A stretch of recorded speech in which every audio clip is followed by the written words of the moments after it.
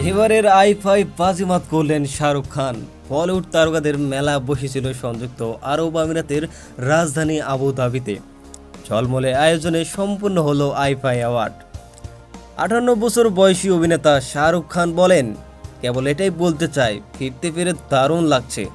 আমি পুরস্কার ভালোবাসি, পুরস্কার নিয়ে আমার লোভও আছে। আমার মনে হয় অনেকদিন পর কাজে ফিরে আমি দর্শকের ভালোবাসা পেয়েছি। এবারের আসরে সেরা অভিনেতার পুরস্কার পেয়েছেন শাহরুখ খান। গত বছর তার মুক্তি পাওয়া আলোচিত সিনেমা জওয়ানের জন্য এই পুরস্কার পান তিনি। গত 4 বছরের বিরতির পর বড় পর্দায় ফেরেন শাহরুখ খান। তার অভিনীত 3টি সিনেমায় পাঠান, জওয়ান ও ডাঙ্কি বক্স অফিসে সাফল্য পায়।